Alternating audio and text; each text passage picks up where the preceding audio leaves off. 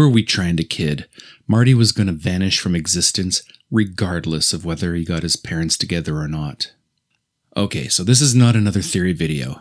This is based on what I believe to be fact and what I believe should have happened to Marty at the Enchantment Under the Sea dance on that night in November of 1955.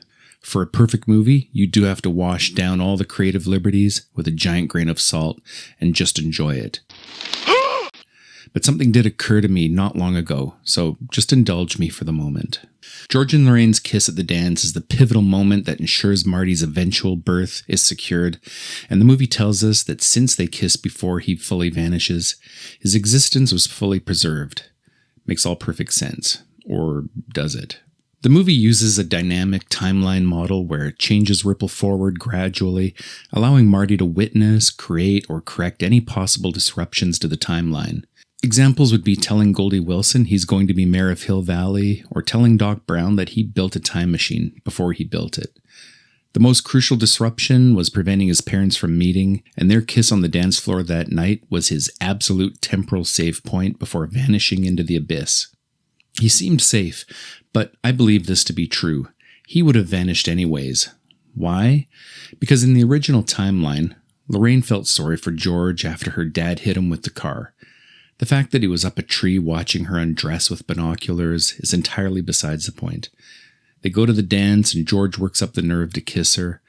Lorraine, up to that point in her life, had seemed to only garner the attention of one Biff Tannen.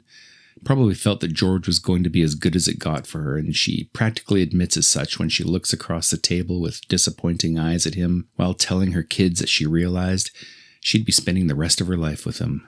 She says this with such shame and anguish in her voice that you have to wonder if she regretted not giving Biff a shot at the title instead.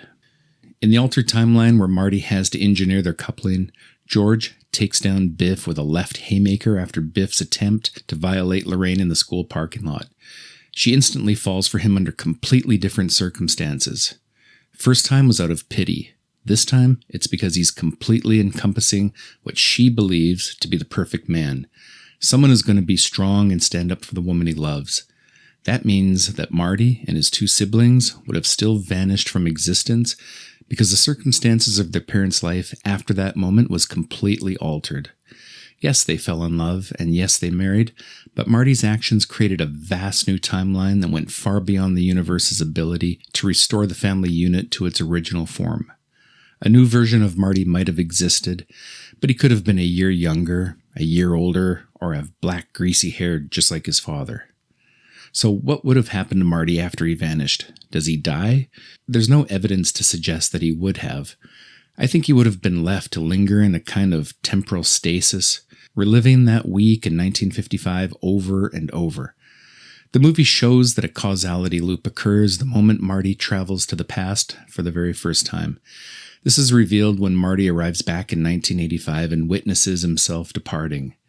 An event that could play out 1,000,000 times over until the loop is somehow disrupted.